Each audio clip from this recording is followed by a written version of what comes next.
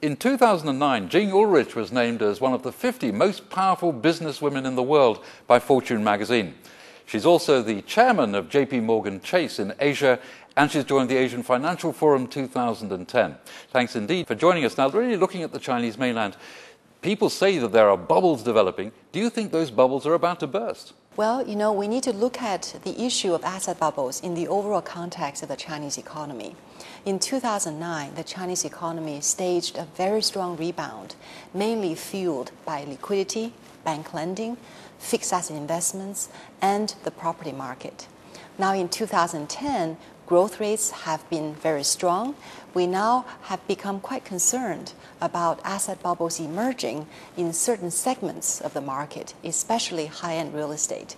So in recent days, as you've seen, the Chinese central government have introduced some policies to tighten lending to some of the real estate developments, to even borrowers, such as people who are taking out mortgages to buy second homes and third homes.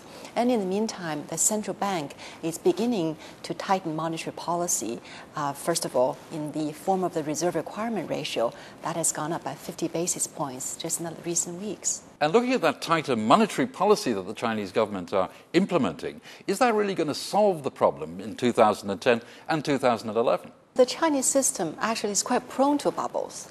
The reason is that China is a financial market and the real estate market is largely closed because you don't have a fully convertible currency.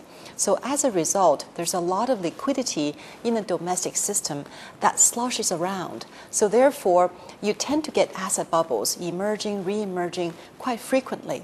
So that really presents a huge challenge to the Chinese central bankers and the Chinese leadership to try and curtail the emergence and the inflation of these asset bubbles before they get to dangerous levels. But where it comes to the big infrastructure projects that China has committed to over the next few years, how's that really going to help the situation? Or indeed, is it going to hinder the situation? I would differentiate between infrastructure investments in the railway network, in highways, in ports, from other types of investments which are in the real estate sector. Because the infrastructure investments in China are absolutely necessary. They're not fueling asset bubbles. As a matter of fact, they help debottleneck the transportation difficulties in the Chinese system. So we must differentiate between infrastructure investments and other types of more speculative investments. So, Jing, bearing in mind what you've said, what do you see as the most attractive business opportunities that you see on the Chinese mainland? We are very much in favor of private consumption. As you know, in China, incomes are growing very rapidly. The Chinese government is absolutely steadfast in its promotion of private consumption in China. So we like retail, we like educational related sectors. We also like the internet, which obviously is attracting larger and larger numbers of users. On top of that, we also favor sectors such as pharmaceuticals, because in the future months and years, you will see a lot more investments going into healthcare, benefiting pharmaceutical companies. Some observers talk about the fact that the Chinese labor market is becoming far more expensive. Does that mean the beginnings of what one would call a service-led economy on the Chinese mainland? This would be a very long-term transition. The Chinese economy is still very much driven by industrial production, by manufacturing, and by exports. China is the single largest exporter in the world now, having surpassed Germany just in 2009.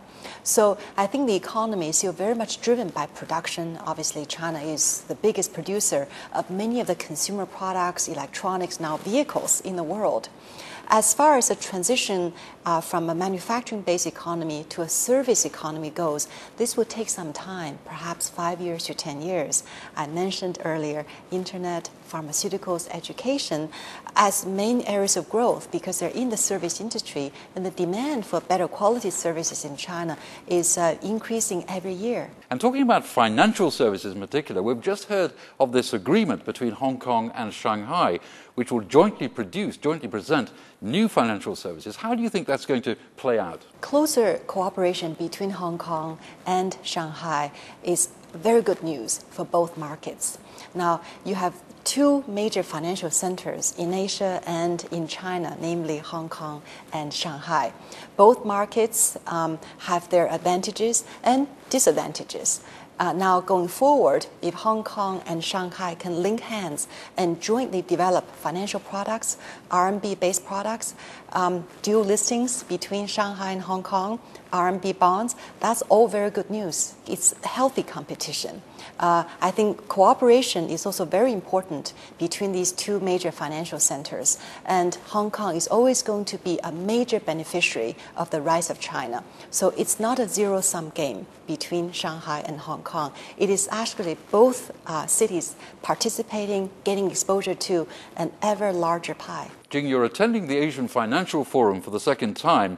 What would you see as the prospects, the expectations that you'd have for AFF 2010? The lineup this year is absolutely fantastic. I see greater representation from the mainland, senior officials, investors, regulators, and obviously you've really gathered luminaries from various parts of the world, the US, the UK, Singapore, Australia.